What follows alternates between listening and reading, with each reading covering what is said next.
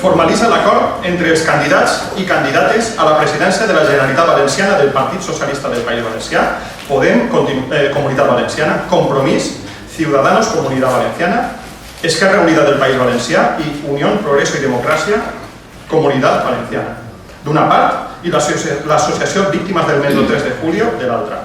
L'objecte de l'acord és concretar una sèrie d'accions encaminades a esclarir les causes i responsabilitats de l'accident ocorregut a la línia 1 de Metro València el 3 de juliol de 2006 i posar en marxa mesures que impedisquen que un fet semblant torni a ocórrer a la Comunitat Valenciana. Nosaltres estem esperançats un dia com avui, quan podem tornar a signar els nostres compromisos amb l'Associació de Víctimes 3 de juliol. Perquè mireu, les víctimes de tot el món, que se semblen sempre tant, tenen dues coses en comú.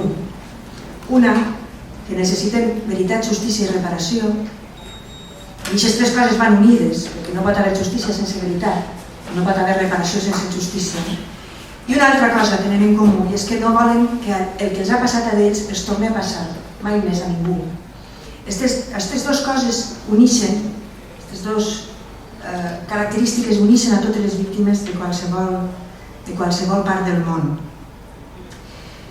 En el cas nostre, que estem parlant, la veritat passa sobretot per dues coses.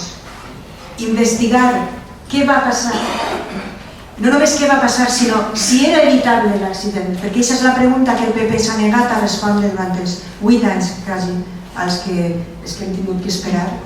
Era evitable l'accident i, per tant, quines responsabilitats polítiques se'n deriven? I una altra, s'ha d'investigar l'abús de poder posterior a l'accident, aquesta gestió maleïda de l'accident en la qual el govern es va situar no al costat de les víctimes, que és el que han de fer els poders públics en una democràcia almenys que vulgui dir-se democràcia, sinó que es van situar al costat d'ocultar la veritat, al costat de l'abús de poder, de perpetuar-se en el poder perquè les eleccions estaven molt a prop. I així es van alliçonar testimonis per ocultar la veritat.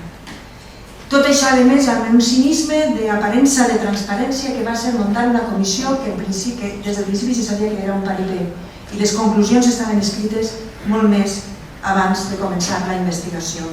I el cinisme de no haver complit ni tan sols les conclusions d'aquella comissió. I així n'hi ha alguns diputats i diputades de les Corts Valencianes que hem treballat de valent en què almenys se complira amb allò que es va concloure en aquella comissió trampa. El cinisme ha plegat a tal punt que ni tan sols allò s'ha complit. I bé, ens portem a la signatura d'avui, a mi se m'aborrona la pell, perquè n'hi ha una diferència de fa 4 anys. Algunes cares són les mateixes, però n'hi ha una gran diferència. I és que el futur president o presidenta de la Generalitat està assegut en aquesta taula. Jo tinc aquesta convicció. I tinc aquesta convicció, entre altres coses, perquè s'ha acabat el temps de la foscor. I perquè en actes com avui posem llum a aquests anys de foscor. I els compromisos que signem avui, precisament per aquest fet, prenen una dimensió molt important, immensa, perquè efectivament ja calia que vegérem llum al final del túnel, al final d'aquest maleït túnel de la maleïda curva de Jesús, que per a alguns de vosaltres s'ha allargat 8 anys i per a la nostra societat s'ha allargat també massa temps. Jo vull agrair a l'associació sobretot una cosa, i és que amb la seva perseverància haig evitat que la societat en el seu conjunt ens pujàrem al tren de l'oblit, perquè això sí que no l'haguem pogut recuperar. Per això dir al principi que estic esperançada, perquè amb la signatura d'aquest compromís, per fi, tota la societat valenciana i sobretot les víctimes podrem eixir d'aquest maleït túnel.